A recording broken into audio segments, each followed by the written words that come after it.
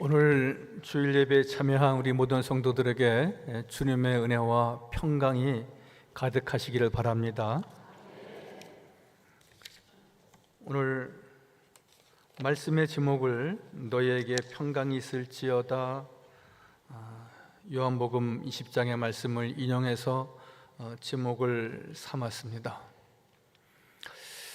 우리에게 진정한 이 시대에 또 우리의 가정에, 내 삶에 필요한 것이 한 가지가 있다면 그것은 무엇이겠습니까?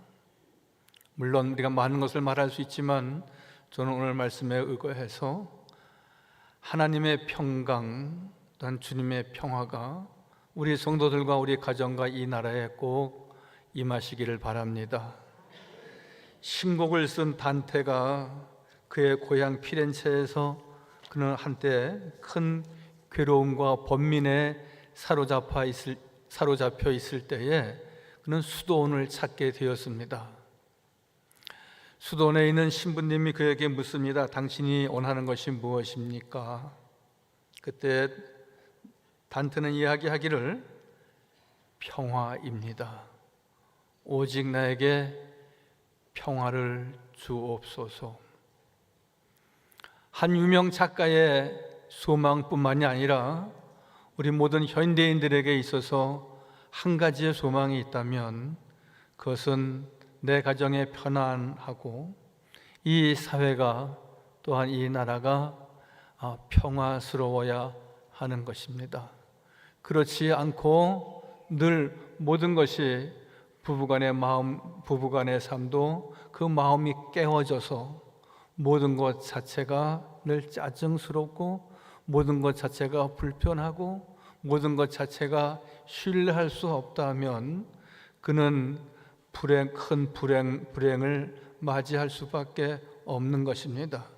이 사회도 마찬가지입니다. 많은 갈등이 있지만 정치하는 사람들이 또 의미 있게 뭔가 사회에 기여하고자 하는 이들이 그 갈등을 해소하고 그리고 최선을 다해서 나라의 안정을 이룰 수 있어야 됩니다.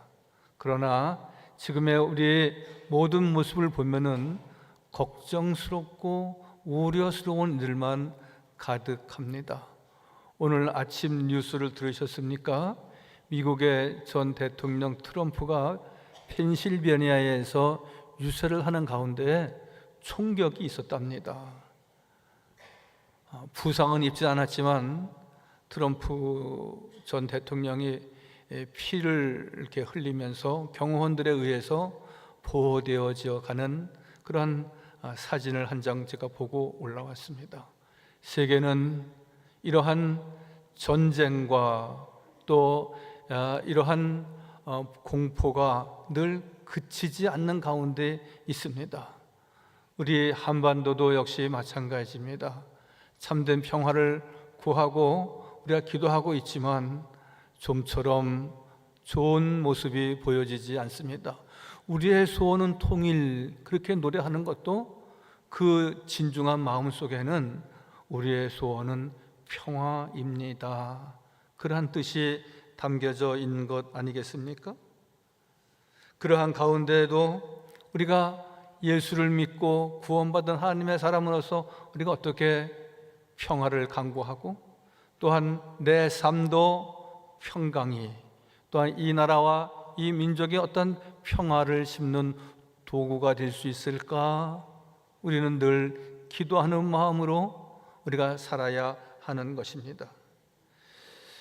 걱정하는 어떤 일들이 실제로 일어날 것을 믿는 것, 또 우리에게 비극적인 상황이 벌어졌을 때 내가 그것을 어떻게 감당할 수 있을까?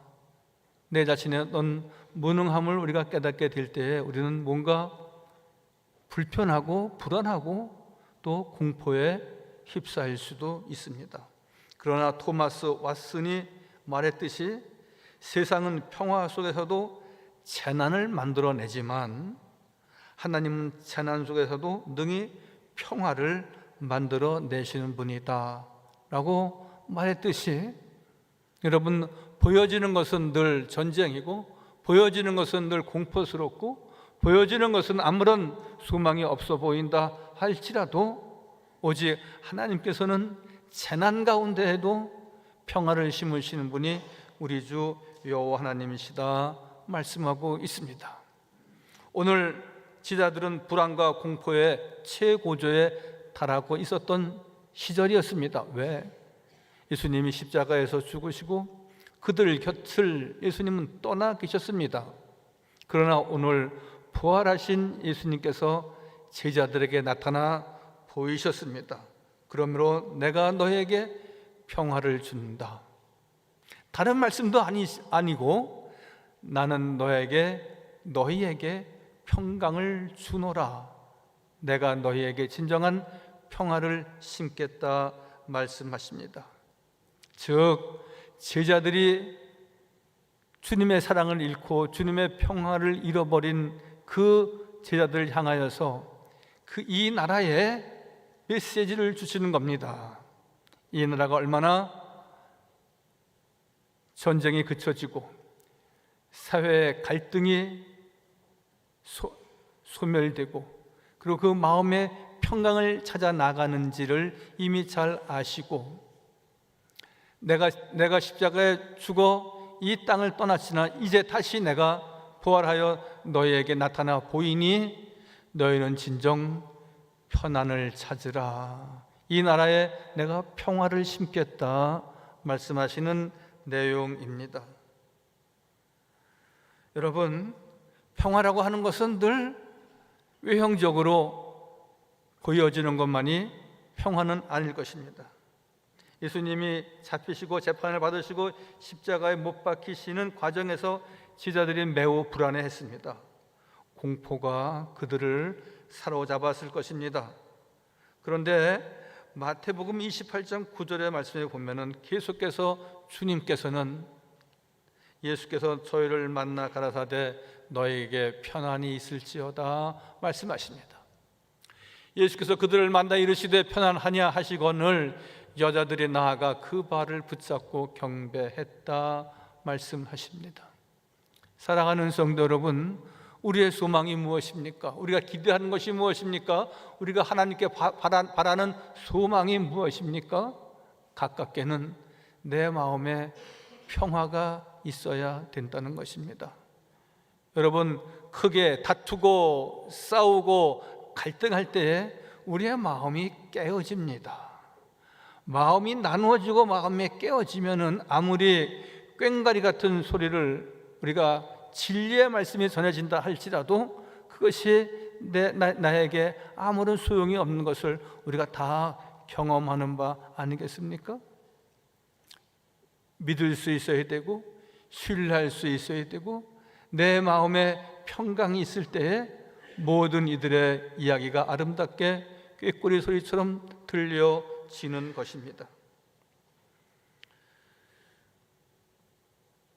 여러 해 전에 미국 타임지에 이런 기사가 실렸습니다. 평화를 상징하는 3가지의 이미지를 선정했습니다. 그 첫 번째 하나가 어머니의 가슴에 안겨서 어머니의 젖을 먹고 새끈새끈 잠자는 어린 아이, 평화를 상징하는 1번이었습니다. 2번은 어린 아이들이 바닷가에서 모래성을 쌓고 있는 모습을 2번째 평화의 상징으로 보았습니다. 3번째 평화의 상징은 의사 선생님이 수술을 마치신 후에 수도가의 세면대에서 손을 씻는 모습을 평화스러운 것으로 상징하는 것으로 삼았습니다. 여러분, 외형적인 모습은 어린아이가 젖을 먹는다, 또 모래성을 숨전는 아이들이 쌓고 있다, 일을 다 마친 후에 이제 다 끝났다. 그래서 늘 편안한 마음이 있어서 그것이 평화의 상징이지만 우리에게 진정한 것은 더욱 우리의 마음의 평강이 자리 잡아야 한다는 것 아니겠습니까? 우리는 계속해서 늘 낭망하고 늘 계속해서 우리는 불안해하여 하는 것은 우리 안에 주님을 온전히 의지하고 주님만을 바라지 못하는 것이 있는 것 아니겠습니까? 시편 42편 11절 말씀합니다. 내 영혼아 네가 어찌하여 낭망하며 어찌하여 뇌 속에서 불안해하는고 속의 불안을 떨쳐버리고 내면적인 편안을 가져야 한다. 그렇게 오늘 분명히 우리에게 말씀하고 있습니다. 여러분, 외형적인 편안도 중요합니다. 전쟁이 없는 것, 또 사회의 갈등이 다 해소되는 것, 그리고 늘 내 가정에도 아무 일 없이 잠잠하게 그냥 편안하게 지내는 것. 그러나 그것은 밖에 보여진 모습입니다. 보여지지 않은 우리 내면의 모습은 어떠한 것입니까? 주님이 내 안에 계시지 않고 성령께서 역사하지 아니하시면 진정한 평화가 깃들일 수도 없고 그것이 계속적으로 지속적으로 영속적으로 이루어지기란 어려운 것입니다. 그래서 진정한 평강은 내면적 평강에 있다, 그렇게 말합니다. 제자들은 부활하신 주님의 손도 보고 옆구리도 보았습니다. 예수님을 다시 보고 기뻐했습니다. 그러나 보고 기뻐한 것은 한계가 있었지 않겠습니까? 입은 웃지만 마음은 기쁘지 않습니다. 그래서 예수님은 다시 그들에게 말하기를 너에게 평강이 있을지어다, 평화가 있을지어다 말씀합니다. 여러분, 외면적인 평강도 중요하지만 내면적인 평강이 얼마나 중요한가를 분명히 말씀하고 있습니다. 여러분, 배를 타면 배가 침몰할 경우가 있는데 배가 침몰하는 것은 바닷물 때문에 침몰하는 것이 아니라 바닷물이 그 배 안에 들어와서 그 배가 침몰하는 것입니다. 안이, 내면이 어떠한 상태냐가 중요한 것입니다. 우리는 예수 믿는 사람입니다. 우리는 구원받은 하나님의 백성입니다. 그러므로 우리 안에는 주님이 함께 하시고 예수님의 거룩한 피가 우리 가운데 있습니다. 우리가 성찬식을 합니다. 예수님의 살과 피를 나눈 하나님 나라의 택한 백성이요 거룩한 나라의 하나님의 권속이다, 그렇게 말씀하셨습니다. 그러므로 우리는 주님과 함께하기에 성령께서 우리를 인도하시기에 참된 평강이 있는, 참된 평화가 우리의 가정에, 우리의 삶에 가득하시길 바랍니다. 사랑하는 성도 여러분, 주님은 여러분과 함께 하십니다. 주님은 우리를 도우시고 우리를 친히 인도하시는 여호와 하나님이십니다. 그러므로 늘 주님 앞에 나와 함께 하시는 하나님, 나를 도우시는 성령님께 늘 감사하고 찬양하는 성도의 삶이 이어져야 하는 것입니다. 이런 말이 있습니다. 마음의 평화는 당신이 원하는 것을 얻는 것이 아니다. 당신이 가진 것에 감사하는 데서 진정한 평화가 온다, 그렇게 말하고 있습니다. 진정한 평화는 하나님 앞에 나에게 지금 허락하여 우리에게 주신 모든 것에 우리가 감사할 수 있느냐입니다. 많은 세금을 냅니다. 여러분, 그것은 내가 생활하고 있는 내 집이 있다는 증거이고 내가 자동차를 가지고 편안히 살 수 있다는 반증 아니겠습니까? 여러분, 모든 것이 다 물가가 장난이 아니라고 하고 경제가 지금 많이 어렵다는 이야기를 합니다. 그러한 가운데에도 우리가 늘 경제가 어렵다고 말하고 물가가 말이 아니라고 말하지만 우리의 시생활이 그렇게 죽을 정도로, 정말 곤란할 정도로 그렇게 바닥은 아니지 않습니까?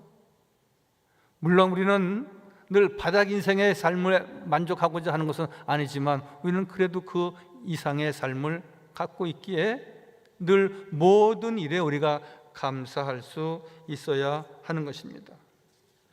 여러분, 마음의 평화를 얻는 7가지 그런 글이 있었습니다.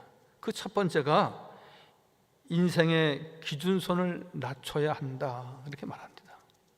내 삶의 기준선을 좀 낮춰야 한다는 것입니다.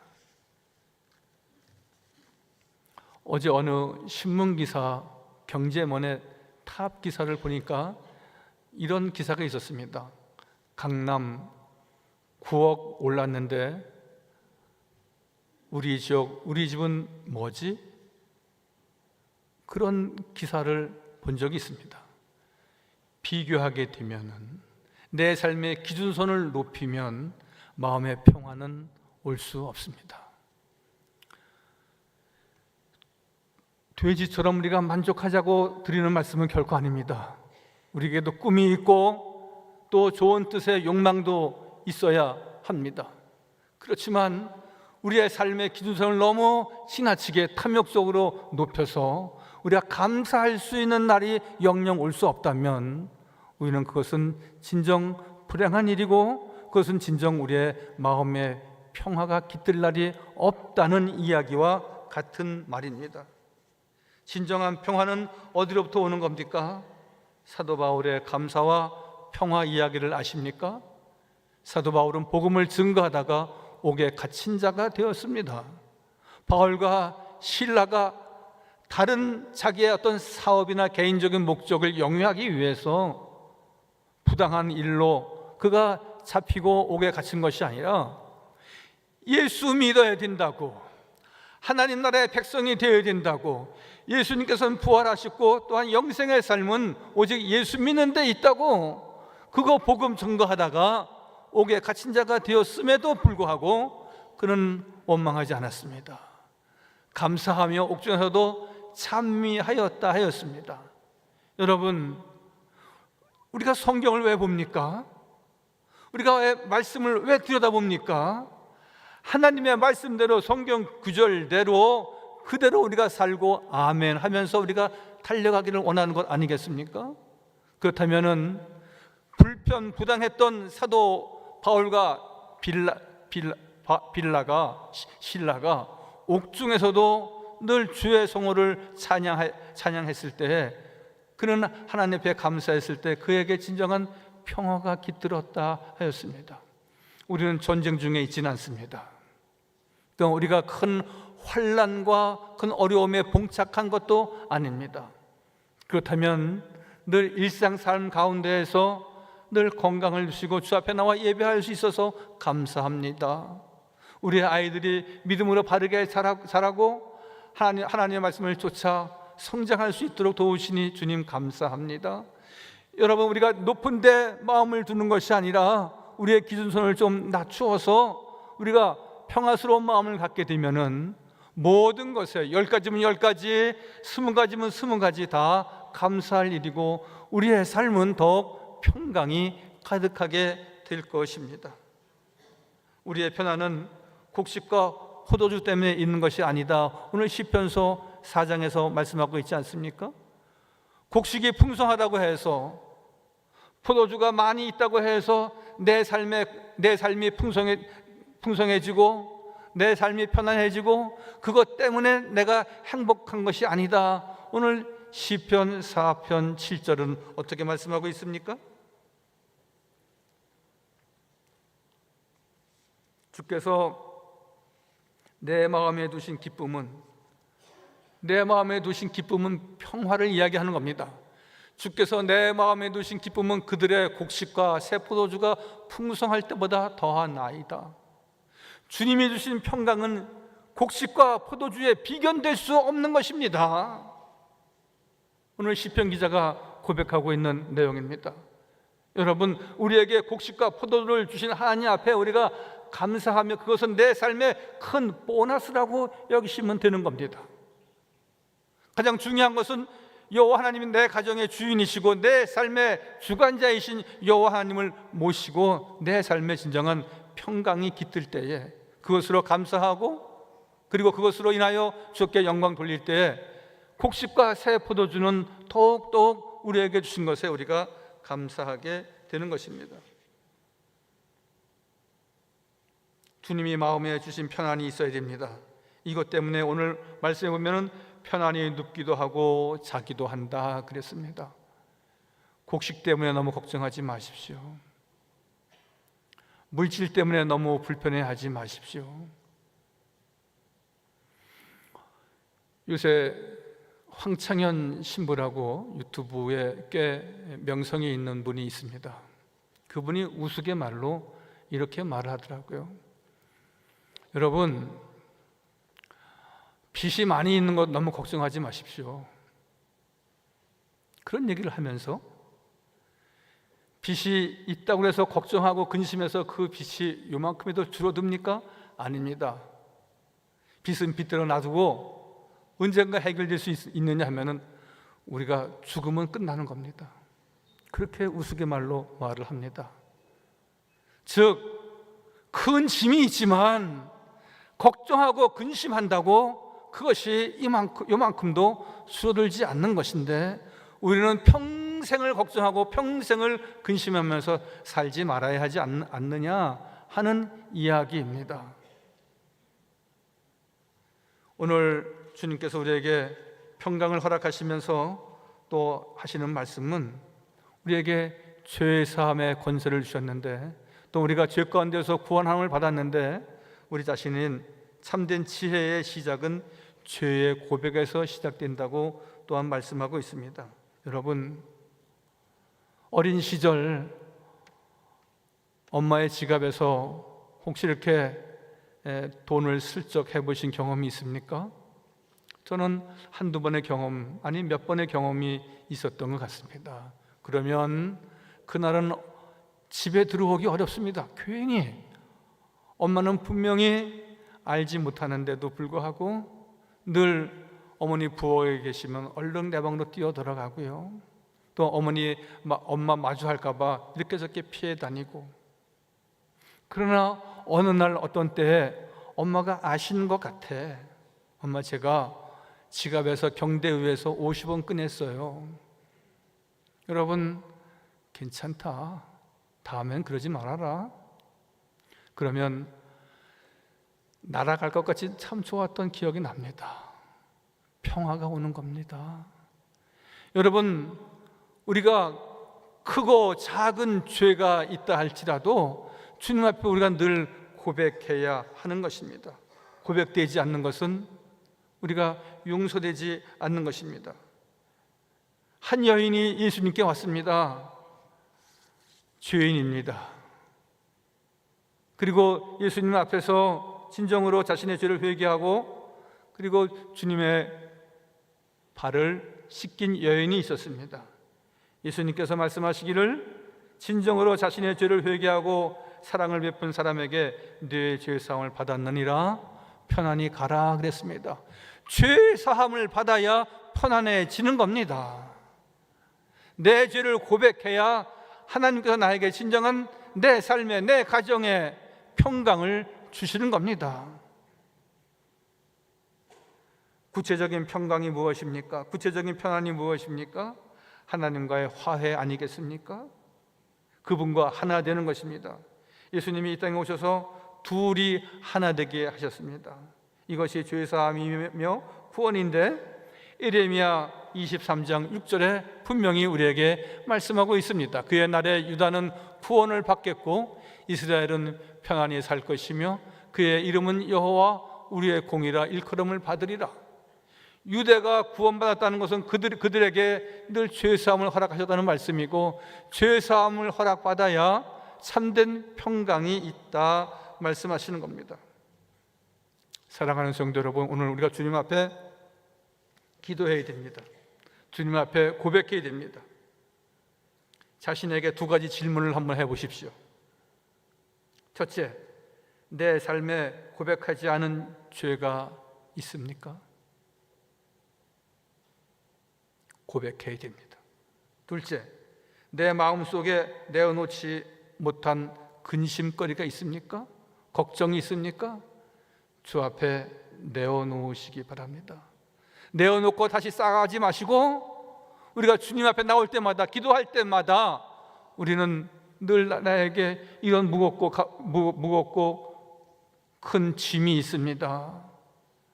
늘 고백하고 주님 앞에 범한 죄가가 큽니다. 늘 고백하고 주님 앞에 나올 때 하나님은 한 어린아이가 어머니의 지갑에 손을 대었지만 그것을 고백하고 편안을 찾아가듯이 우리가 주님 앞에 죄가를 범했을 때에 늘 우리의 죄를 고백하고 주의 성호를 찬양하는 성도가 다 되시기를 바랍니다.